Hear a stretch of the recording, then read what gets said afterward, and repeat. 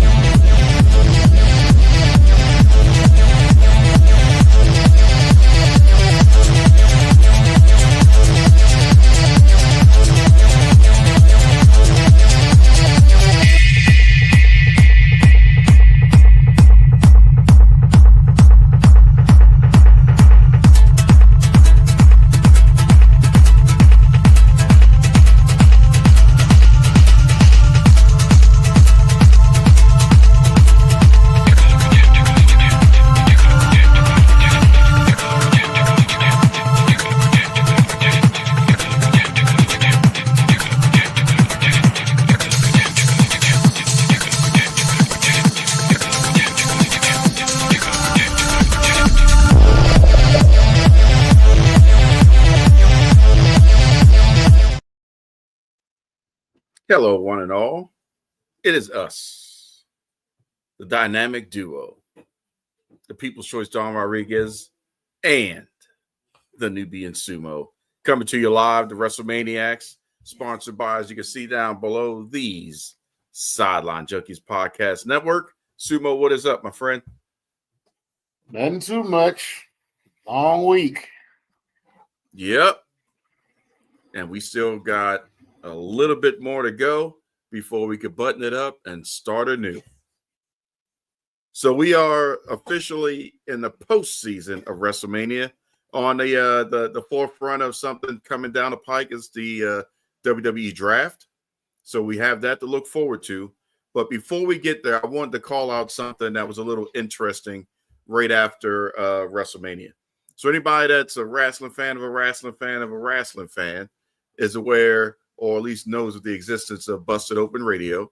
And co-creator and host of Busted Open Radio, David LaGreca, is always very vocal about his position on the business and some of the decisions and the aftermath of whatever happens live in front of the TV. He wasn't too happy with the John Cena situation. He's a self-admitted Cody crybaby, but he wasn't happy with the fact that Cena went over. In fact, in typical LaGreca fashion, he had a rant. In that rant, he was pretty pissed, enough for it to reach the ears of Dwayne "The Rock" Johnson. So I wanted to get your opinion about the retort from The Rock in reference to the rant from Dave LaGreca. And I quote, "Hi, Dave. The business is a complete work. Always has been, always will be. Every aspect of it. Every match, every interview. Please join me, Cody, Cena, Brian, and the rest of us for our creative discussion so you can expand your perspective. Until then, stop ranting. It's not healthy, my friend. Enjoy the show. P.S. Tell Bubba I have a Grand Marnier and hush puppies for all of us. Signed, The Rock." What's your thoughts on that? He's backtracking. How He's so? backtracking. He's in all these discussions, and he's doing all these interviews and saying all these quotes and whatnot, talking about how, the only reason he was involved in the storyline was because he was told by Ari Emanuel that they needed ticket sales, and they thought that The Rock would be there to build up ticket sales. Come on now. You know he had everything to do with what was going on. My issue is why we know kayfabe is dead, but why do we keep exposing the business intentionally? Kayfabe is dead because of the cell phones and technology, more so than the boys and the girls in the back behind the curtain exposing the business. You can't have something cool happen at a house show like it used to be, where they're running the WrestleMania matches over and over, doing different finishes to see what takes the best. And then whatever the best experience is, that's the one they go with at Mania, like it used to be in the past. Can't do that when somebody can just go ahead and just post every part of the match on Facebook, YouTube, Twitter, Instagram, whatever else they want to do, just to try to get clicks, likes, and make money. But why are we just coming out right and saying, oh, it's a work, everything is a work? Even that's the only, behind the scenes industry term. But outside of that, you're basically saying, well, it's fake. Right. He's exposing the business. And it's bad enough that the business is as much as it's exposed on its own. He doesn't need any help. Right. And for him to not own up to his part of it, knowing, I don't believe Ari Emanuel came to him and said that. I don't believe that at all. They needed tickets. They needed ticket sales pre-WrestleMania for a build-up to WrestleMania. And the only way that they could do that is to have him involved in the main storyline. Talking about taking somebody's soul. Come on, man. If it was just about ticket sales, just the fact that The Rock was going to be in the building would have been enough. Yep. He could have come in there. He could have said all of it. He could have got all his shit in, picked up, been healed, been faced, whatever he wanted to do. Pick on some kid or talk junk about somebody's mama or whatever the case, whatever he does, and it'd have been fine. Mm-hmm. But no, that's not enough. He had to go as far as to stick his nose into the main storyline. Again. And then when everybody was anticipating his appearance at WrestleMania, he's nowhere to be found. And even if that was the case, which it is, that he wasn't anywhere to be found, there could have at least been a pre-recorded video, something. They could have flew somebody to him. He could have cut built it up on Twitter or something. He could have still had some exposure within the storyline just to support what was going on. But nothing. And then you turn right around and do it for the second time. You take the credit. They needed me. I'm the guy. I'm the one. Pretty much saying that, Triple H can't put together a WrestleMania card that people want to watch without The Rock. But on the flip side, if we look at the truth, this is one of the best 2 nights of WrestleMania that we've had in recent time. Post Vince McMahon. I just thought that was rather interesting. But we got some comments that are also interesting. Midnight Rider jumped in and he says KJ has daydreams of being pinned by the fabulous Moolah in a particular way. And KG wants us to also remember Steve Mongo McMichael, who finally lost his battle. We definitely know that he's out there playing with all the Bears fans in the sky.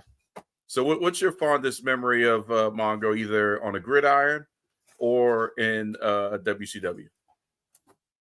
Oh, the day he turned on Kevin Green. I hate Kevin Green. I can't stand Kevin Green. when they first arrived at WCW and they tried to make them a tag team or whatever, they like this celebrity tag team or whatever, I was like, ugh, Kevin Green, why? And for those that don't understand why my animus toward Kevin Green, yes, please expound. Kevin Green was a member of the Carolina Panthers, of which the Carolina Panthers are my football team. He decided he was going to hold up the team for a contract, of which we didn't bite, and he went on to the San Francisco 49ers. Played with them for a year and then begged us to take him back. Practically begged us. We take him back. He has a shit season and then retires. Leaving us holding the bag on the 4 years of the rest of a 5-year contract. So yeah, Kevin Green can eat a lawn and garden hefty bag full of baby dicks, as far as I'm concerned. So when he came to WCW and he was going out and he was having this beef with the Horsemen for some reason, whatever the reason, and he gets Mongo McMichael to come in and be a tag team with him, and Mongo McMichael turns around and mollywops him in the middle of the ring and becomes a Horseman. Yep. You should have seen the smile on my face. I was happy as a clam, buddy. You couldn't tell me nothing that day. I was like, yes, karma is a bitch. I agree. One of my fondest memories of Mongo, I mean, really, it's just that whole period from that moment, the build up to that, with those two cutting those promos going up against the Horsemen, that was already good. And I was surprised at how entertaining it was. Brought a lot of eyes to WCW away from just having, Dennis Rodman or Karl Malone and stuff like that. But man, Mongo was just a horseman's horseman. He just talked trash. They didn't really have anybody that could just talk some trash at, pretty close to the level of Flair at any point. And really the Horseman's existence. I mean, Arn Anderson could cut a promo, but he basically just telling you he's going to beat you up. Wasn't long, wasn't drawn out. It was just straight to the point, just like everybody else. Maybe, I guess, another close second for the little small stint may have been Jeff Jarrett. But, when Mongo gets on the mic, it's about to be something special. Never disappointed. And, the fact that he made that 3-point stance and that tackle, that was something that was protected. And he was, man, it was just great. He was a great performer to watch. For the limited time that we, had Mongo in the Horseman in WCW. Awesome time. I haven't heard anybody say anything bad about him. So, definitely a good human being is outside the ring. And everybody rallied up and, through GoFundMe's and just visiting him and stuff like that. Just, to show him how much he was supported, give him his flowers before he passed on. So awesome, guys. Sad to see him leave us, but also happy that he's no longer in pain and he doesn't have, to, feel like he's burdening anybody. I'm just glad he's like I say, he's probably out there just cutting some promos with some of the greats, maybe him and Macho Man getting together and, just putting on a show. So Mongo will definitely be missed, but not forgotten, because you can go ahead and catch some of WCW on Peacock, right? Oh, I think they have some Peacock the Nitro out there. So it could be something. But you know what else was something? And let me get this up here. Where's Sam at? I'm actually about to do some things. And, Sam better be ready.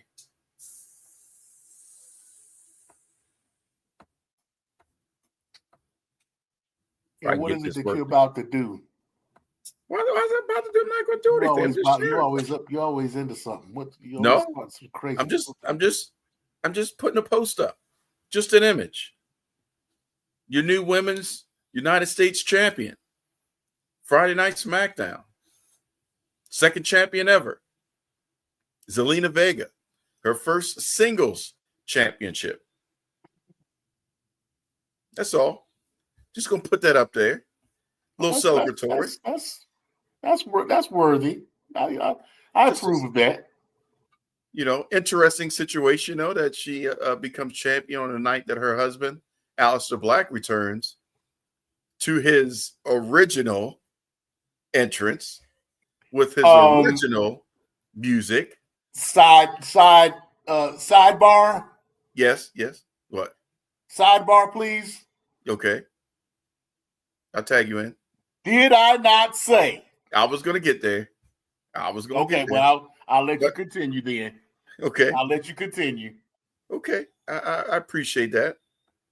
But I defer my time to the great gentleman from Parts Unknown. Go ahead. There you go. I'm everywhere right now. But no, I definitely wanted to celebrate Zelina Vega. She's somebody that's just been there. She's basically the female Rey Mysterio of the WWE. Ooh. And what? That's a lot. I mean, she's been there wrestling. You know, she's not getting her flowers. She's not getting her flowers, but you know, she has been putting in that work, wrestling folks and doing things. I mean, she's done a lot. But I still think of Zelina Vega when she was in TNA because she did get a lot more, you know, she got a lot more out of it. She got a lot more opportunities. You know, she's an OG TNA alum. Give you a question. What was her name in TNA? Oh gosh. That was quite some time ago. I'm not gonna lie to you. Quite some time ago. Her and Mia Yim. If I can get this here. You're gonna get in trouble for this, you know this, right? Yeah, I know. But I wanted to give credit because as soon as I saw the candles, I don't know if you have the audio playing, if we can hear it. No, I ain't no audio. I can't hear the audio, but it's probably best anyway. Get us kicked off of here. Video is enough. But as soon as we saw that happen, like, got that go do me a sumo called it. Or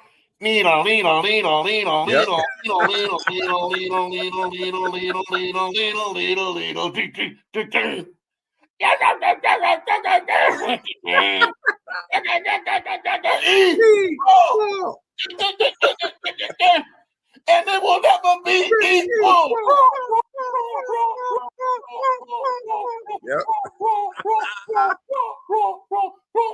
One of the best entrances of all time. And my man Triple H gave it back to us. But it was wasted on that Texas crowd. Yep. Agreed. It was wasted. Like I said, it should have been at WrestleMania. Or NXT. But I get it because, you know, we had Zelina Vega go over and become champion. So, you know, for him to be there and see that and then to be able to greet her from the back and then the next segment, she's able to, you know, let him go out there and come back and mollywop the heck out of Drew McIntyre. I'm sorry, The Miz. And when she did her back and when she did her exclusive interview after the show with Byron Saxton, she mentioned everybody except him. I found it funny. Well, I think she may not have been able to mention him yet. She could have been under. Maybe she could have said her husband. She said her family. She said her friends. She said all kind of people, but she never mentioned her husband. She didn't have to mention it by name. True. She could have at least said her husband. Now, whether they knew that was her husband or not, that's something else. But she mentioned it. I found it funny. She mentioned everybody except him. I was like, wow. But then can we talk about something else? We got a lot going on, but we had SmackDown was on fire. If we're gonna get in trouble, we might as well get in trouble. I'm just gonna blame it on you.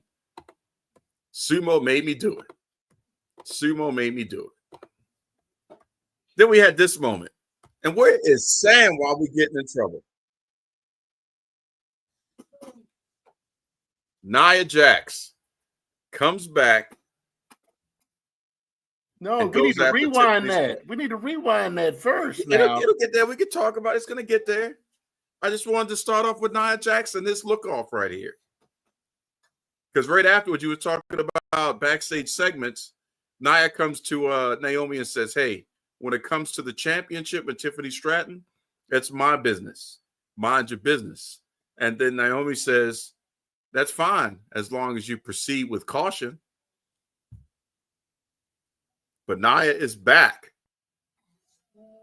And just like I was talking about, what's the more dynamic storyline? Charlotte, which didn't pan out, or this right here? This should have been the promos and a conversation and a WrestleMania match and the lead up. This is what it should have been at Mania for Tiffany Stratton. Because what did they do last night that didn't make sense?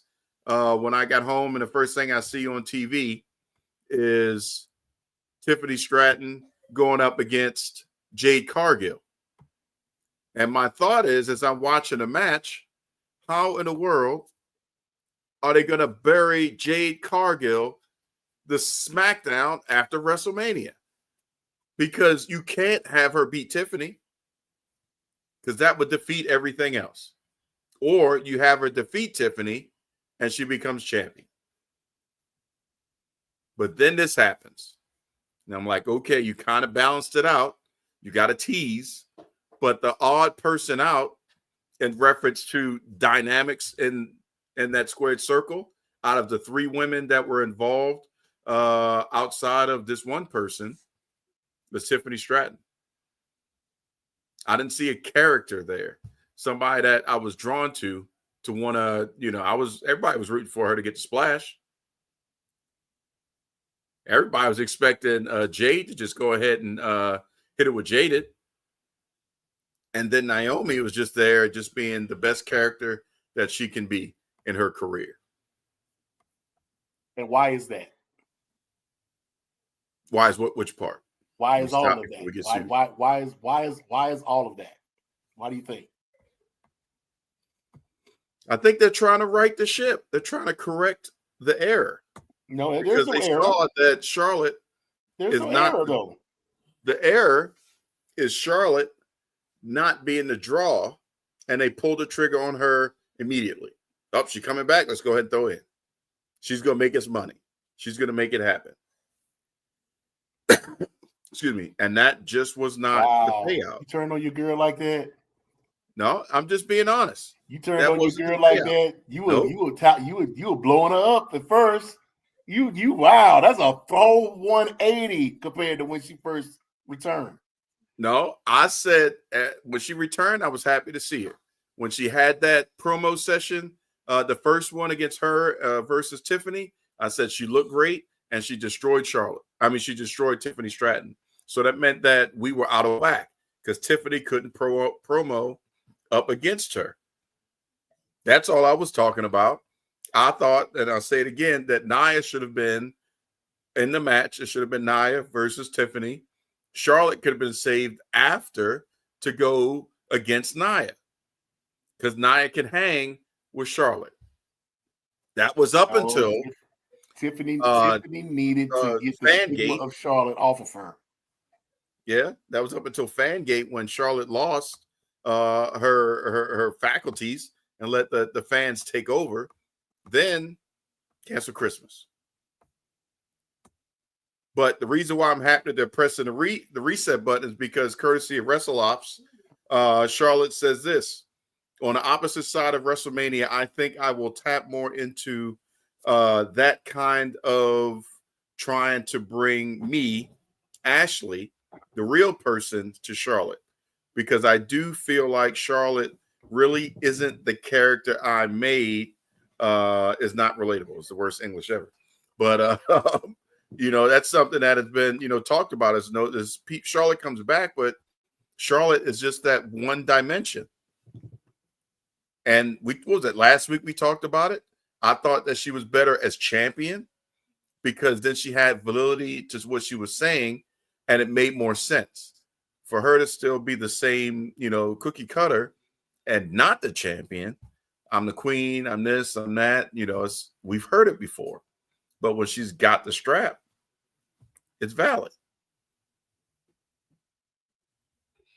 But again, like I said, they needed to get the stigma of Charlotte off of Tiffany because they kept making the comparison. Any blonde with a body gets compared to Charlotte for some reason. No, they did. Just speak to speak. They went beyond that. They went any blonde and dressed like Charlotte. And if it's not a carbon copy, it's the same color scheme, it's the same type, will be compared to Charlotte. Like they're going to do the same thing with Mariah May when she shows up. Yeah, but Mariah May, give it AEW's credit, has been seasoned. That stretch that she had with Timeless Tony Storm has made Mariah May a valuable commodity because she showed what she can do and it helped stretch her range. That's what I was saying would have come out of Tiffany Stratton versus versus Nia Jax at Mania. I just want that to be the match. Even if Tiffany went over and beat Nia, it's just the level of depth in the character that Tiffany could have grown to that would have made her come out on the opposite side of Mania better. She's going to get the physical beatdown. It could have been a street fight. It could have been, no holds barred. It could have been a ladder match. There's many things that could have been done so that way it would have balanced the scales of size and Tiffany Stratton could have had an opportunity. But we gave it to Charlotte and it just didn't pan out. Well, now we got to press. We got to press two reset buttons. It did what it was supposed to do, and now you got Nia back. So it's all good. Now we're the scales are balanced. We just got to figure out what Charlotte role is going to be, and in my opinion, draft her away from Tiffany Stratton and SmackDown. Is, like I said before, she's a gatekeeper, just like Bayley, just like Becky Lynch. She's a gatekeeper. I would say Becky is a gatekeeper. It is now their turn to build up the new crop. That's why you got Becky going up against Lyra Valkyria now. The only reason Liv and Raquel lost the belts was so that Becky could lose them, and Becky could jump it, so they can start a feud. Otherwise, there was no way to put them together like that. Well, that's why you got Bayley. Bayley started the Lyra Valkyria thing, and she got jumped. But then apparently now it's come out that that's been planned for weeks now that she was going to be out of the match. So, who's Bayley going to pick up next? Who's she going to come after next? She's now that Zelina Vega has the United States title, she's going to go after her. I don't know, because let's take a look at this courtesy of Wrestling World CC. They had a quick little message up there on the X's talking about, or a quote from Bayley, coming off of her interview with Chris Van Vliet. And Bayley said, "I'm not sure what else to do. There's no heat backstage or anything like that." What she's meaning is, what else can she do? And this is what I really wanted to ask you. What else can she do to break through that glass ceiling? Naomi just broke through with this character that she's doing. She's just broken through to where you can see something more than just glow. Bianca Belair, she broke through coming from NXT. Really, it was on the back of thanks to Charlotte with that "You Don't Go Here" promo. We all know the famous Nia Jax, Becky Lynch situation with the broken nose that helped Becky break through. But what does Bayley, one of the quote unquote 4 horsewomen, have to do to get her just desserts? Because she was talking about, hey, I'm not on a truck. I'm not doing media. She's not, all WrestleMania week, she's not out there front and center. And her resume speaks for itself. But what does she have to do, Sumo? We may have to see a darker side of Bayley. But I mean dark. I mean like Karrion Kross dark. Really? Maybe Karrion Kross and Scarlett may need to, tap her on the shoulder and be like, you know what? You're now seeing what I'm going through now. Come join with me and let's get through this together. You don't think she should become a Paul Heyman girl? Oh no. Wouldn't make sense. Becky? Yes. Yeah. Becky Lynch as a Paul Heyman girl, I can see. Bayley right now, no. What about her in the wide 6? No, too dark. She wouldn't fit in the wide 6. Okay, I'm just spitballing, throwing stuff out there. I know what you're doing. I know what you're saying, but I know what you're doing. Now, I would say I'm looking at the dark side of Bayley. I'm seeing like seen it. Karrion. No, we have not seen that yet. What about we've seen heel Bayley. Right. We've seen Ding Dong Hello Bayley, which was heel Bayley, another form of heel Bayley. But we've never seen dark Bayley. What if we go right to about the darkest we've gotten with Bayley was when she massacred the Texas Chainsaw Massacre, the dummy, the Bayley buddies, the blow up Bayley buddies. That's the darkest we've seen out of her. But for her to get like totally dark, like dye her hair black, wear darker makeup, like she said she is growing her hair out. Yeah, black lipstick, or cut her hair short and have the shaved head, the shaved sides and whatnot, kind of Rhea Ripley-esque. I think she's better than a mohawk. Shave both sides. Have her either hook up with Karrion Kross or Aleister Black. You think they would give Aleister Black another stable? Why not? Not that there was nothing wrong with the House of Black, first of all. Oh, of course. Okay. Right. Yeah. But what would be the catalyst? Why not give him another stable? Yeah, no, I'm just asking.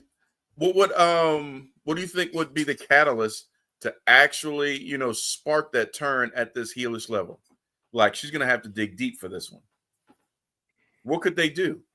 Well, they're already doing it. Want to go there? They're already doing it. She's like, they're pretty much ignoring her. She's put in all this time.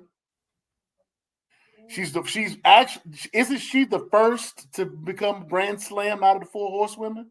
Yeah. Should Natalya be part of this group then too? The Karrion Kross or the Aleister Black? Because think about it, they could take a tag team between those two. Because as you're talking, what I'm thinking is it would have to be a match where she loses to somebody new.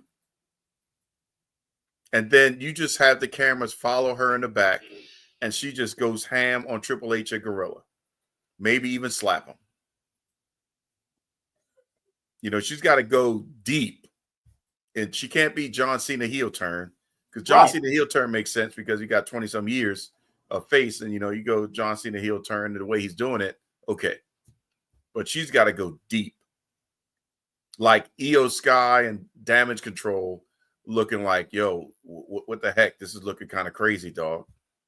You know, we were never like this at Damage Control. He's got to go deep. Ooh, you know what they could do? What? Ooh, I just thought of something nice. Ooh. What you got? Ooh. Bring in Izzy to beat her. Oh no. Oh no. He is WWE ID. Yeah. Bring in Izzy. Have her come up like, oh, you remember me? It's me, Izzy. And she's like, oh my God, yes. Oh, how you doing? You know, and they get together and they form a tag team and all this and that, and they do it all this and that, and all of a sudden some tournament comes around of some kind, and because they always have some kind of crappy tournament, and or something for a number one contendership, and they're in the finals against each other, and Izzy beats her. And she's like, I don't believe I just lost to her. With the schoolboy roll-up. With her of all people. And for you, and you know how much this meant to me. You know what this means to me. And you know what I've been sharing with you what I've been going through and all this and that. And why would you do this to me? And beats the brakes off of her. I like that. I like that. Yeah. I'd say so they could cook this out. I'd say by SummerSlam, she needs to be heel. So that way she has time to cook up towards WrestleMania. And super heel. Like she's going against Nia, and she don't even wrestle Nia. She just takes a pole and just clobbers her in the kneecap before the match even starts. And I would like Nia to be champion at that point. And all she has to say is, I wasn't even coming here to win a match. I just wanted to make sure you wasn't going to walk again. Just goes ham. Like she needs to go to the deepest, darkest set, the polar true opposite of Hugger Bailey. And then she goes back to NXT and just wreaks havoc. Well, she didn't really have to go back to NXT, really. No, because I want her to become NXT. Think about all the people that are about to be brought up. No, I want her to become NXT Women's Champion. Because remember, the whole thing is about her getting her just due, getting that super respect. So she goes down and becomes NXT Women's Champion, wins Money in the Bank, cashes in and becomes Raw or SmackDown champion, has 2 belts, then somehow gets involved to go for the other championship and win that.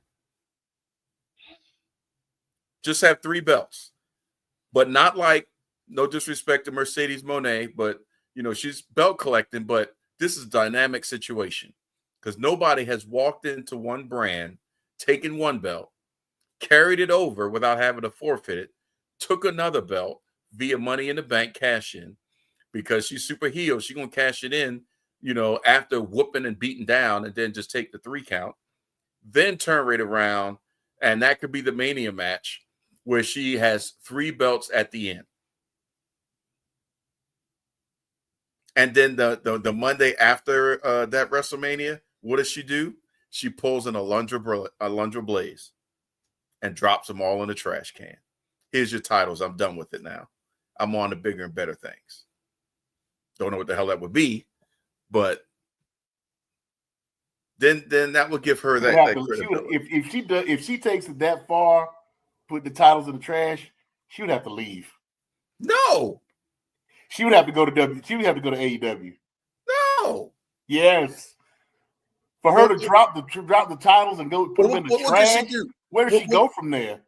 Well, that's what. Okay. I mean, we have to flesh that out. But if nothing else, there's our guy. There's our guy. Sam, we got stuff on the screen and stuff. We were talking about you. Like, where the hell is Sam at? We just shown a video. We getting in trouble tonight. And like, man, Sam is messing everything up. Oh, the Phenom is disagreeing. Tell us why you disagree.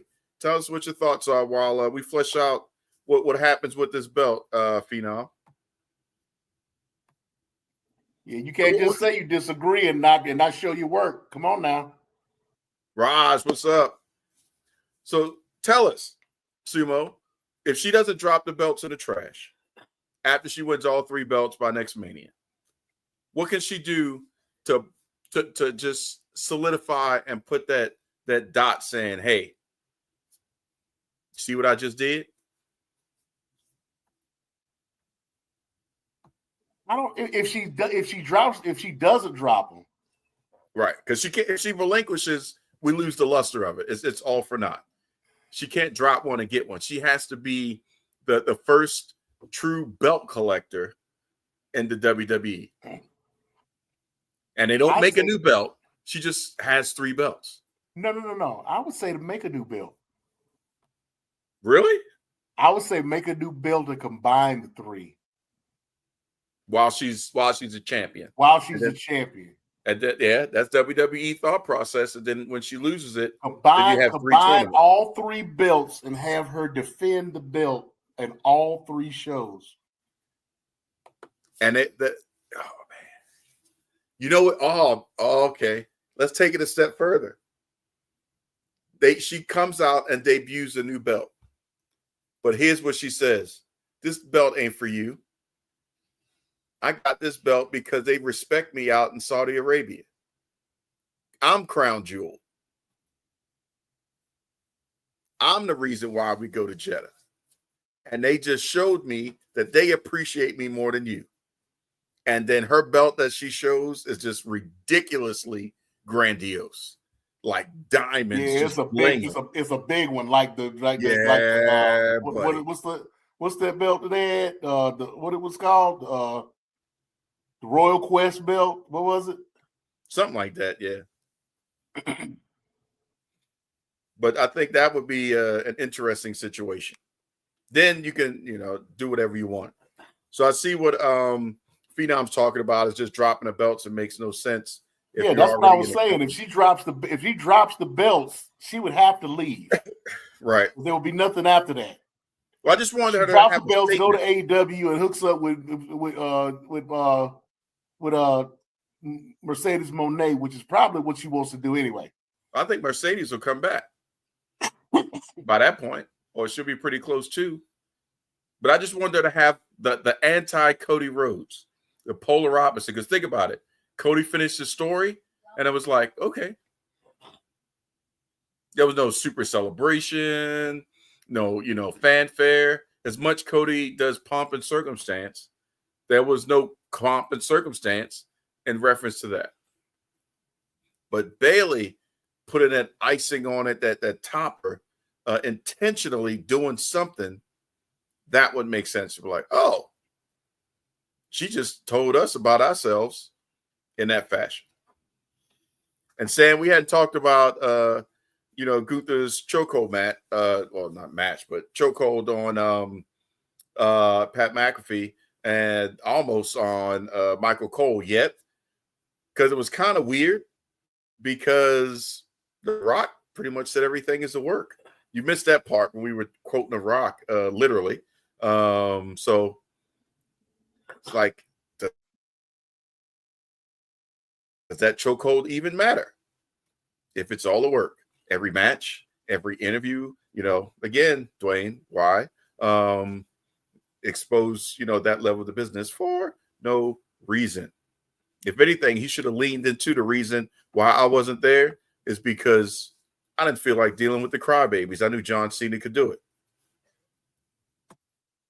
Raj, you want to see that. Raj says nobody wants to see McAfee versus Gunther. I think they're running out of people for him to wrestle. That's going to make sense. Here's the thing, and apparently a lot of people don't know this, but I saw today that it was announced that Gunther has been suspended indefinitely. Again, everything's a work. He's been, and it's off show. This is after the show, but it's been announced that he has been suspended indefinitely and was fined a heavy fine for touching for doing that to Pat McAfee. Now, the real reason is that he's asked for time off Yeah, because he got married. It didn't even have a honeymoon. Which makes sense. You know, yeah. he's already had WrestleMania. He's already had this long title run with the world title. I mean, he wasn't really off that long after the Intercontinental run. So he asked for some time off. So they set that up for him to have that time off that he wanted. Who knows how long he's going to be gone for? But we're not hurting for that. No, we're not hurting for that at all. Let Gunther go about his business, do what he needs to do, and when he comes back, whoever's in line, whoever's next, which will most likely be Cody, or whoever's holding the undisputed championship at the time. But what they're really saying at this point is that Gunther is going to be the retirement match for Goldberg. Oh, that'll be interesting. That'd be interesting. Because it was already set up when they were where were they? I think they were in Las Vegas. Mm-hmm. When Gunther called out Goldberg. It was somewhere. I forget where they were. I want to say they were in Vegas. But yeah, they already set the plate for it. So it's just and Goldberg is supposedly already in training for his last match, which could be SummerSlam, maybe a little later. Yeah. Because SummerSlam is in August, right? I think it needs to be in Mania. Night one. Maybe not the main event, but I think it needs to be in Mania. Yeah. I don't know. I don't know if I want Goldberg in WrestleMania. I think it's deserving. But let me ask you this question. While we're talking about Gunther and people choking out and getting beat down, stuff like that. If it'll do it.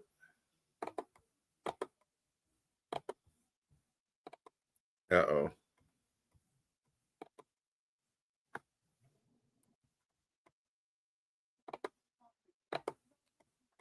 There we go. I had it on. I was cooking it too long.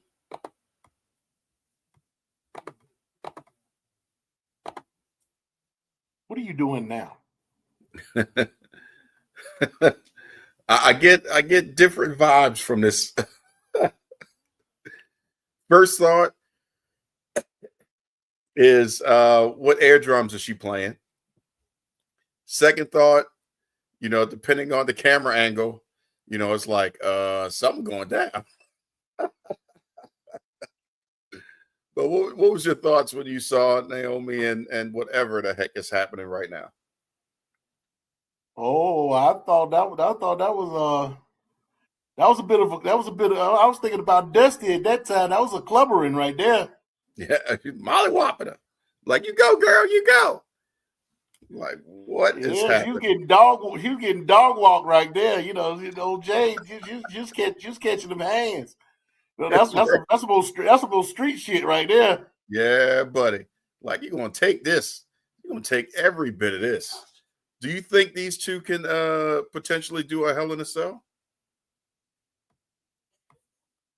Hell in a Cell, that'd be too much. A cage match, yeah, but at some point, because it is that it could get that volatile, but remember, Evolution 2 is coming.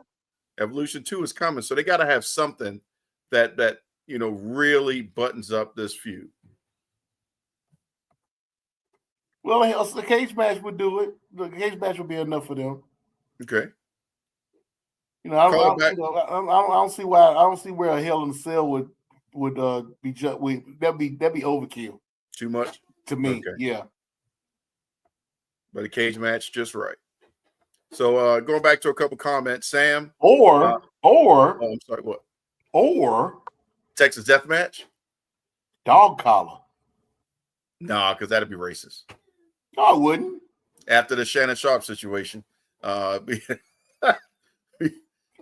does that correlate? I have no idea, but that's the most recent conversation about dog collars. There was no bondage included in his stuff, was it? Yeah, I haven't heard about any. Yeah, it was. I haven't heard about any bondage Yeah, involved in that. He released it in the text messages. What did he say? Well, not what he says, what she said. What did she say? Put the dog collar on me and I want you to go ham. Oh, well, okay. Well, that's the case. Yeah. Just paraphrase. Okay. Well, I guess that would take out the strap match. Yep, pretty much. It could be a leaked cell phone video on a pole match. Could be a bunch of things. What KGS? He could have been talking about this. Like, God dang it, Skip. Come on, man, Skip. Oh, no. Sam, first of all, you know you're wrong for this. Ain't nobody doing a Punjabi prison match or anything like that. Even though I wouldn't mind the Tower of Doom coming back for the women. WWE could pull that off and it would work really well.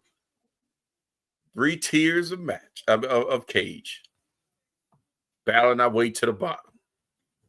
Sam also said a coffin match, but unfortunately, doesn't work without the Undertaker. Doesn't work without the Undertaker. The only person that could probably pull off a coffin match now, Aleister Black, would be Aleister Black.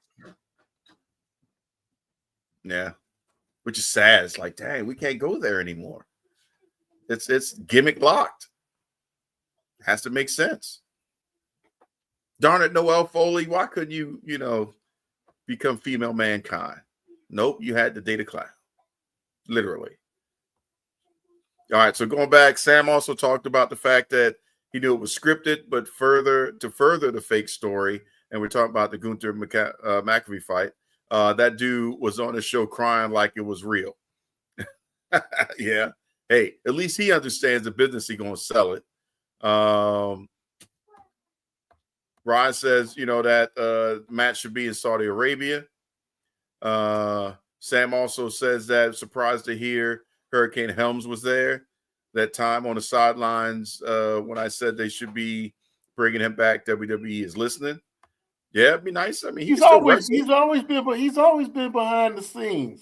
Yeah, he's a producer. Anytime they have a scuffle like that, he's out there with them. So yeah, him and Kurt Angle's son, Jason Jordan, TLC, and Jamie Noble. TLC, okay. That could be something. It just they needs just had a level of violence. They just had a TLC match though, so I don't know. They need a level of violence.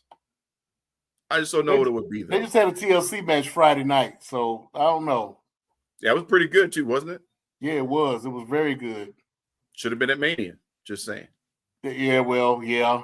That match could have been at Mania. And I don't care what nobody says. The MVP of that match was Tommaso Ciampa. Yep.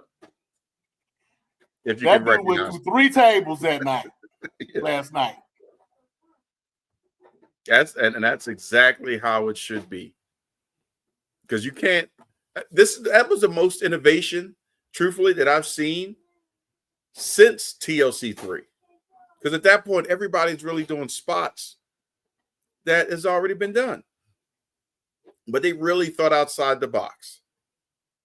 And I was pretty happy with that. Yeah, even the Gargano kick to Montez when he was, in the ladder. Like, man, that was just a good spot. Yeah.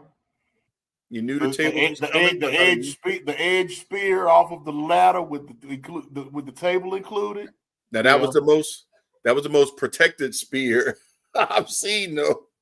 Because it's all the work, but Dawkins took about 90% of that one. Damn, you can't have them women in a barbed wire hardcore match. Jade don't wear any clothes. She's not gonna take that. Yeah, she ain't gonna do it. If she didn't do that in AEW, she ain't doing it in WWE. But should she? No, I don't think she should. They're not going to take. They wouldn't take it there anyway. I mean, not with the women too much.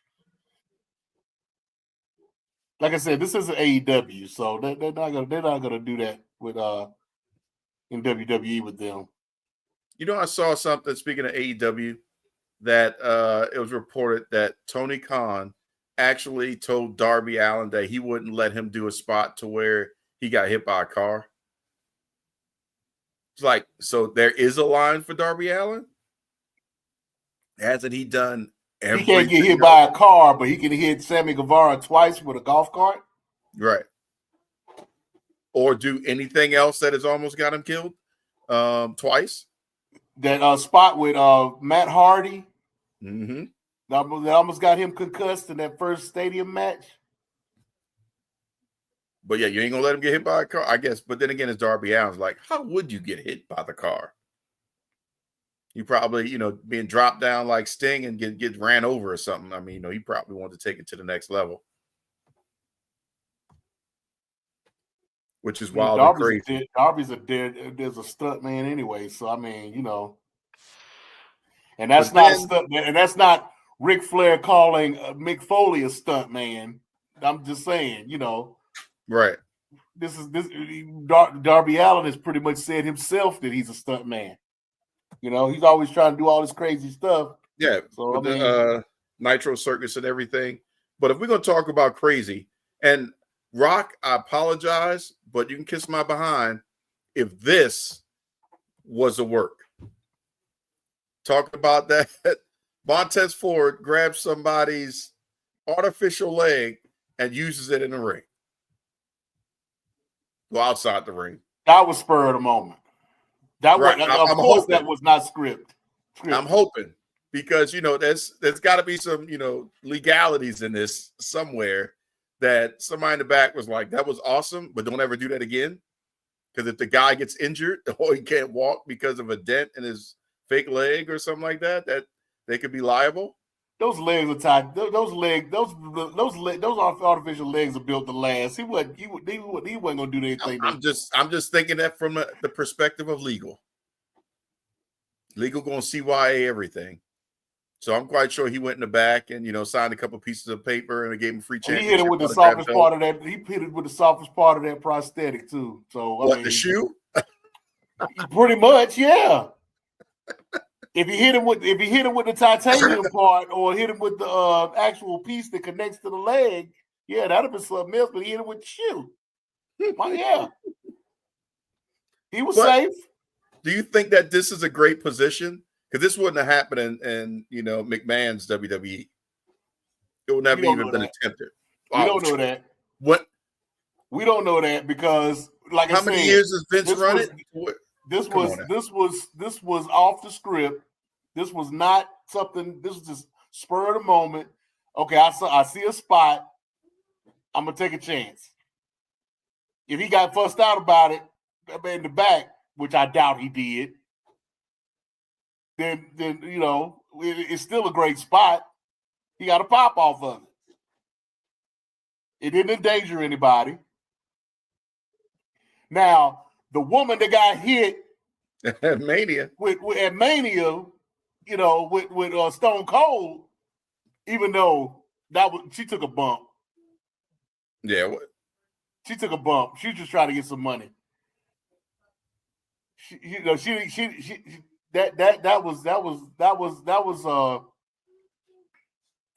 her trying to get a foul in the paint. That was a flop. Come on, Sumo. Wouldn't you have been Ezel too? Oh, my neck, my back. Oh, hell yeah. I'd have been like, I want 150,000. But I still out of court right now for WrestleMania tickets next year. Yep. I get up and feel great with a Cody Rhodes autographed belt. What was his name? The one that got slapped by David Schultz? Stossel? Yeah. I'd have been that motherfucker. I'd have been like, oh, my ear. Yeah. I can't hear out of my ear. This is tragic. How much is the settlement? Yeah, I heard that number.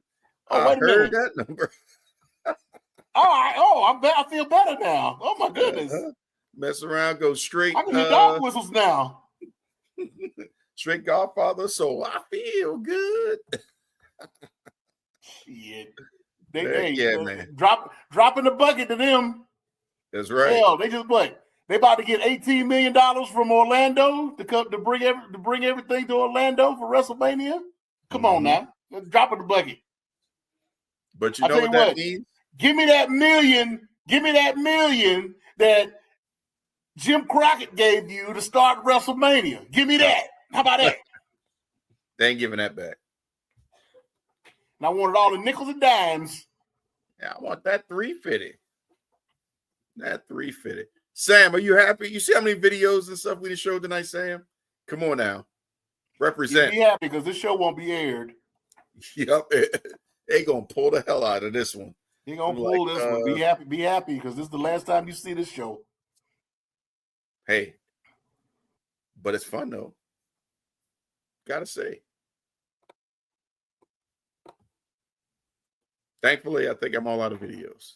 I got nothing else queued up. Breaking all kind of copyright laws. Oh yeah, you know that. But at least there was a prosthetic involved, so it's all good. What do you think about Jeremy Borash being involved in Triple H creative? Hey, Jeremy Borash, in the words of Conan, is a genius. Okay? When it comes to a lot of the things that happened in TNA back in those days, a lot of that stuff was Jeremy Borash. All of the start when they started doing the Hardy Compound stuff in TNA. Yep. That was Jeremy Borash. He was behind the camera and running that. That was him. Wow. Along with Matt Hardy. So yeah, Jeremy Borash is a genius. He's going to be able to go over there and do some things. Now, I'm just hoping that they don't take the full identity from AAA that they have there. Now, I was listening to some snippets of some things that they said on Keeping It 100, the Keeping It 100 podcast with Conan and Disco Inferno. Right. And he was actually talking about what happened and how it all went down. Now, according to him, Conan is going to be part of the creative team, of course. Okay. They were asking who he was going to report to, and he was pretty much saying he was going to report to Dorian, who was one of the guys who was like the general manager, one of the part owners. And he was going to be reporting to Triple H and Shawn Michaels. But then they also asked if he was going to be reporting to Jeremy Borash. And he was like, most likely he would. Now, there was a time when him and Jeremy Borash had heat. But he explained what happened and why that heat happened, and they've pretty much squashed that. So they good. They real good friends. And he was like, if I'm going to have to answer to anybody, I don't mind working for anybody, especially if I like them. But I would not mind having to report or having to work for Jeremy Borash. So we're gonna see what happens with that. My thing, and there were a lot of questions that were posed that I had. So somebody actually asked, are they going to get rid of the Exoticas, or they're going to include the Exoticas in WWE at some point? And he was like, they probably could, they might not, but they're not trying to change the identity of what is being seen in Mexico at this time. So they're going to keep the Exoticas, they're going to keep the minis, they're going to, what Conan pretty much said was, the sale of AAA had nothing to do with their business. Their business was fine. They were doing very well in Mexico. Their television was making 85, 90 share. You know what I'm saying? Every week. So it wasn't the fact that they were having issues with the business itself. The problem was they didn't have the money to do what they needed to do with what they wanted to do. Like he said, Like he said, he made the comparison. He's like, you could take all of our television for 1 year,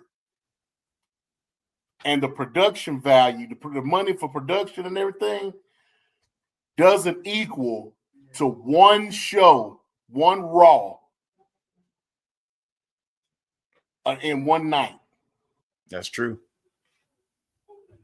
So their problem is they had a money problem. With WWE now, they don't have that problem. Their production is going to shoot to the roof, to the moon. Can you imagine AAA with a Titantron? Pyro? I mean, they play stadiums or super large arenas. Could you imagine them with the right type of camera crew? Yeah. Or properly trained camera crew. They can, do some type of internships and swap people just to get the shoot. Can you imagine them with the drone? Because they kind of do the drone on their own. They don't actually use a drone, but they have cameras where they do over the top of the ring. And I mean, I don't know if anybody has watched like any of the Triple Manias or the Ray Del Rey Miles. Ray Del Rey shows or any of their shows. Here, please. At all. But the camera production could always be better. I mean, imagine ECW with a WWE production budget. Well, that'd be kind of a bad example because ECW benefited from the grit. But I get what you're saying. No, but I know they did. They did. That was part of their mystique was the fact that they did it the way they did it. But they just imagine what that could have happened with ECW if they'd have had the production that level, at that level. Think about the talent where ECW would be if they could have took talent from WCW instead of the other way around. WCW really would have probably went out of business sooner. That would have changed the whole facet. The Monday Night Wars wouldn't exist as we know it because it would be ECW versus WWE. That would be the true Attitude Era. Sting probably would have went to ECW. Yeah, but you have to remember though, WWE wasn't the first to take from ECW. It was WCW. Yeah, no, that's what I'm saying. It'd be the opposite. Instead of them they'd be taking people from WCW. Can you imagine Ric Flair in ECW cutting a promo against Raven? ECW Raven? Ric Flair versus Tommy Dreamer? Arn Anderson versus the Sandman? That's some interesting situations. Hell, Alex Wright in ECW. That's Wonder Kid over there dancing, and then he just gets mollywopped by the Dudleys. Ernest the Cat Miller would have fit in perfectly in ECW. Eddie Guerrero, Guerrero, Mysterio. I mean, pretty much all the luchadors went to ECW. Booker T and Harlem Heat. All the luchadors that were in WCW came from. Right, I know. So I mean, yeah, that'd have been an interesting time right there. I'll tell you. Now going back to AAA. Now I don't know if you've heard this, but they've already AAA's already had their first casualty. Really? Who's out? They got rid of Alberto El Patron. Oh, smart. Yep. He should have known the writing is on the wall. The moment WWE bought me up, I'm out. Because they don't want to be affiliated with me. He's out. They trying to court Saraya back. Now they've already on keeping it 100, they were talking about who would come from AAA and go to WWE. I think that's it may be a while, but I think that's the real reason why Boras is there, to get them ready. I don't know. It'll probably be another female. But well, I mean, That'd be the easiest transition. They, like I said, they could easily bring the Toxicas in. Yeah, they could easily bring them in because that's a 3-girl faction, and they could wreak havoc in NXT. Mm-hmm. They could wreak pure havoc in NXT. They could probably go into the main roster and do some damage too. But the one person that they were talking about on the show was Marco Corleone. Really? And for those who don't know who Marco Corleone is, he's the former Mark Jindrak. And I forget, I'm trying to remember the name of his former tag team partner Sean O'Haire. Sean O'Haire. Mm-hmm. And Sean O'Haire was almost Batista in Evolution. Yep. Almost. You know, him and Randy Orton getting together. And I don't know if y'all have seen that that show that they had where Randy Orton was talking about, you know, how he making an Evolution. You know, they were getting ready to create Evolution, and Batista had gotten hurt, and they were trying to think of a fourth guy to bring in, and they were thinking about bringing in Sean O'Haire, and Triple H and Ric Flair wasn't really keen on having him in, and especially with the way him and Randy Orton were getting along, and they were joking around and you know, doing all kinds of crazy shit, you know, together. Yeah, you can't mold him. Yeah, so he didn't seem to be teachable, and so Triple H just came to him and was like, "Yo, you're not gonna work out." So they almost didn't have Evolution because that promo, well, it wasn't necessarily a promo, but it was that vignette where they were walking up the hill, and they were showing them as the four of them walking up the hill and coming out with the heat coming off the street and everything and whatever. And they showed one with O'Haire and they filmed one without O'Haire, just in case. Yep. So yeah, it was But they made the right call because it would have made sense. And you know, you call him at that point, I think it was Deacon Batista, with Bully Ray, not Bully Ray, Devon. So yeah, you know, making that transition and realizing that they had an animal, pun intended, in Batista, that was a smart call, and it worked out. But let me ask you this, and then we'll get ready to wrap up. You mentioned Randy Orton. We've talked about John Cena's last match. Obviously, it's looking like Randy is not going to be that guy if they're about to wrestle at Backlash. Who could be Cena's last match if it's not going to be Randy Orton? It's Cody.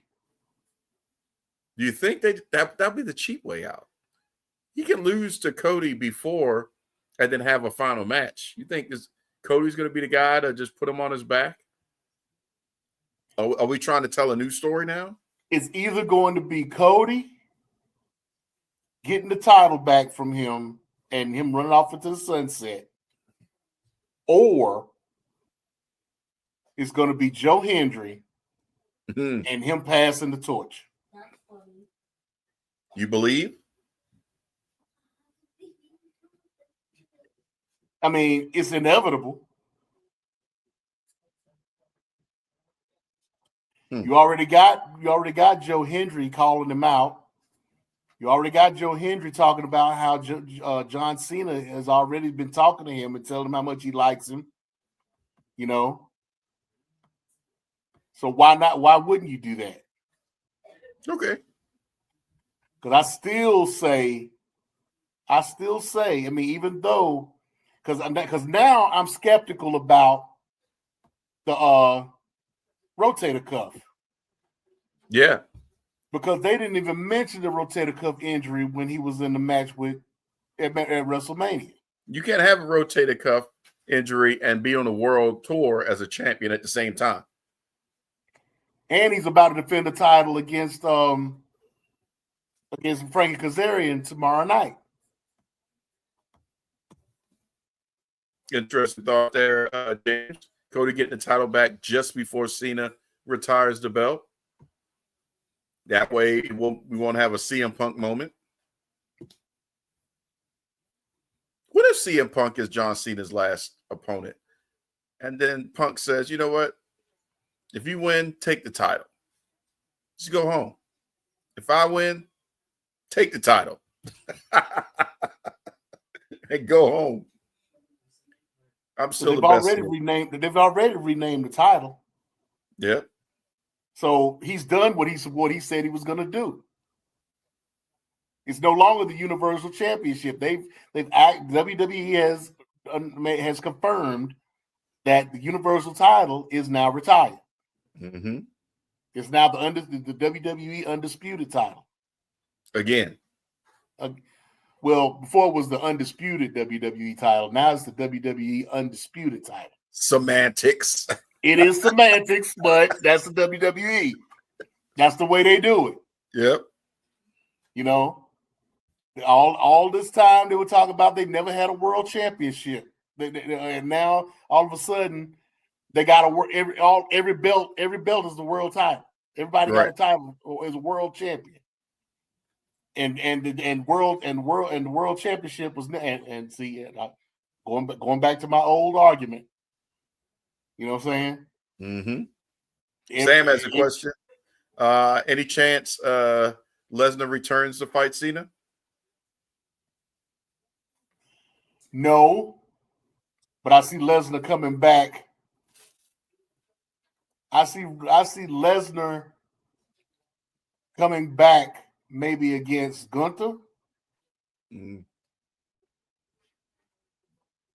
Or they may bring him in to come back with Paul Heyman.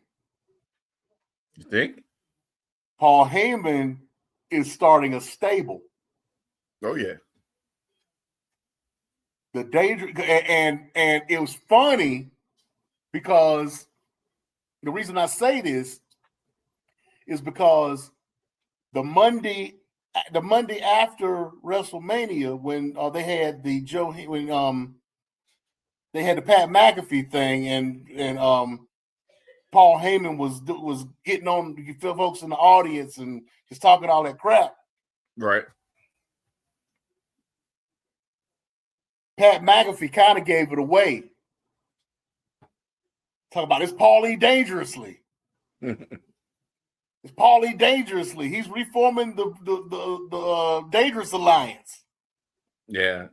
He likes saying some stuff that can be off the cuff, giving you a glimpse into it. I don't know if they're letting him do that or he's just saying what's off the dome and they're just dealing with it.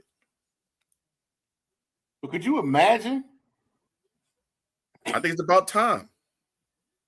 Could you imagine Seth Rollins, Braun Breaker, Brock Lesnar, and Becky Lynch in the same faction?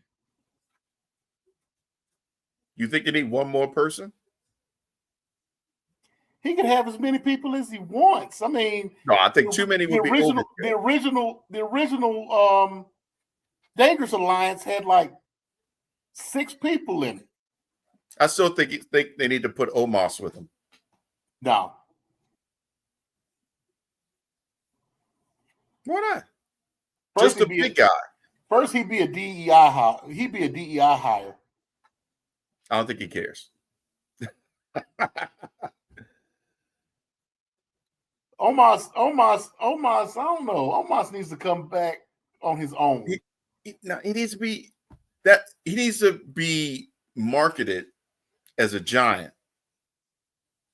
And I think Paul Heyman could make it believable.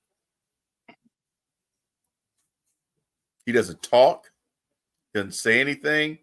He comes in as the best combination of a Andre, Great Khali.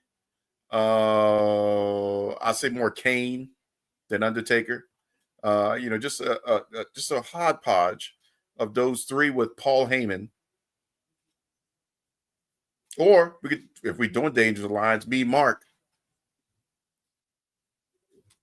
If Omos goes, if he gets involved in this new Dangerous Alliance, they don't need Brock. No, they will. Cancel each other out. They will, because Omos is just out there, and I would put Omos in a suit. He would just be at ringside at every match in a suit. Give the new Bubba Rogers. Yep. He would just be there. I can see that. And then it was I can see him being Paul Heyman's bodyguard because going back to that, even though he was talking about Braun Breaker, they were saying, Pat McAfee brought up, well, you're gonna have somebody there to watch, to kind of be a muscle, to kind of watch your back. You got all these folks coming after you and whatnot. Put their hands on you. He's like, I could go out shopping. Yeah, because think about it. Punk is going to run up on him. Omos is standing right there in front of him. Now Punk's got something else to think about, but Omos doesn't get involved. Here comes Braun Breaker with the spears Punk. Roman Reigns trying to get involved. Omos steps in front. Next thing you know, Seth Rollins. Well, Omos may hit Roman and then sets up the stomp. But deliberately, no, big Omos, no. Roman Reigns tries to hit the spear on Omos, and he doesn't sell it. Yep. No sells it. But see, again, under Paul Heyman, it makes sense. And that's the one thing, no disrespect to MVP, but Heyman has that way of just putting somebody in presentation to where they are larger than life.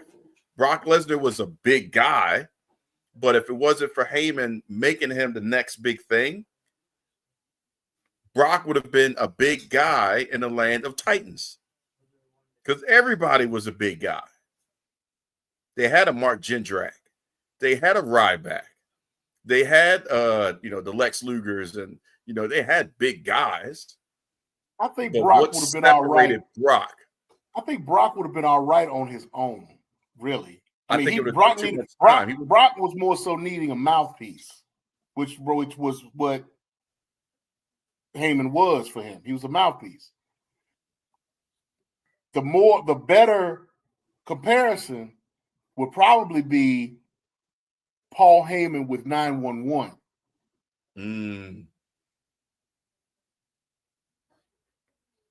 Yep. And I agree with Sam. 911, because 911, no disrespect to 911. I mean, he was a beast in ECW. Yep. But without Paul Heyman as having him as his heater, would have been nothing. He wouldn't have gone too far.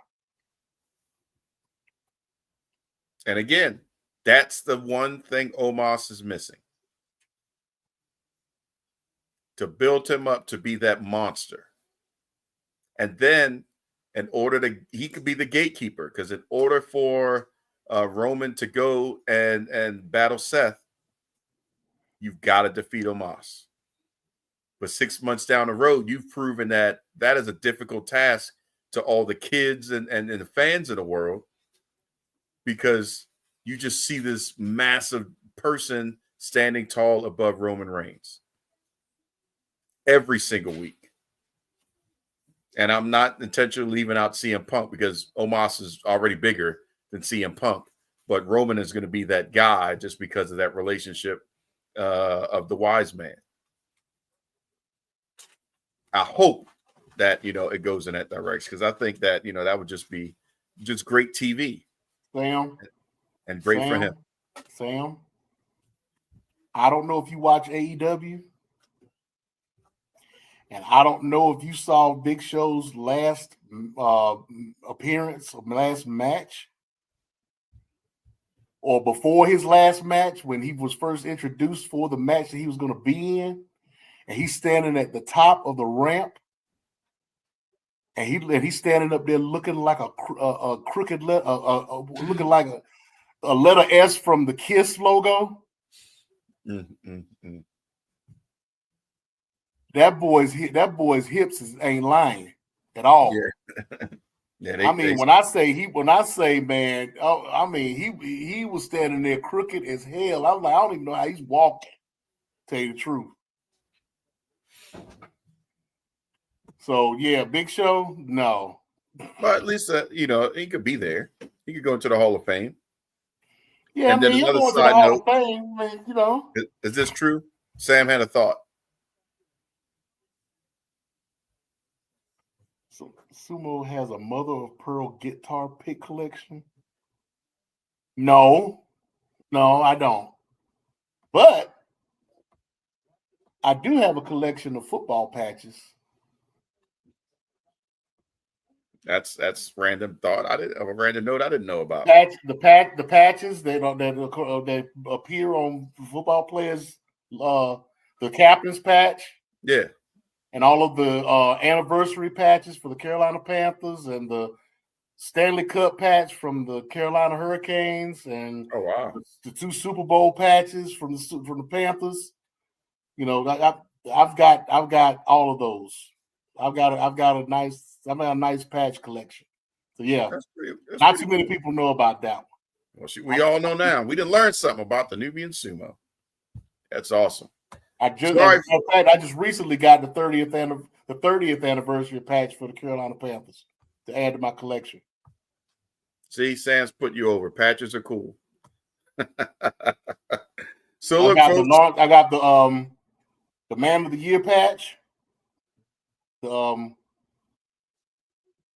got that one. I've got a few different ones. Yeah, you're gonna have to pop on and show us that one day. You know, take us behind the curtain into the wonderful world of the Nubian Sumo. Show us that, you know, even sumos can be human beings. But unfortunately, speaking of human beings, we technically may get in trouble. So if you somehow manage to see this show again, and I don't mean the Wrestlemaiacs themselves, I mean literally this episode, make sure you like it, because all the videos that we put on, I guarantee you, WWE, maybe some other, you know, Twitter, you know, X people, and it may have something to say. But, you know, sorry. Like, subscribe, comment, hit the right. notification bell, all that good stuff. You know, do all that. Yeah. That's right. Just don't be stupid like Shannon Sharp and put your name all over it so that way it comes back to bite you in the behind. You know, keep some stuff close to the vest. Live life in kayfabe. How about that? So, Sumo. Stay away from the white girls. See, there's nothing wrong with that. I got some dancers, man. You know, I should play them out. You lucky we got an outro because, you know, my girls, they got off tonight. Yeah, they get you in trouble, boy. They work for free. They some good scallywags, I tell you. $50 million worth of trouble.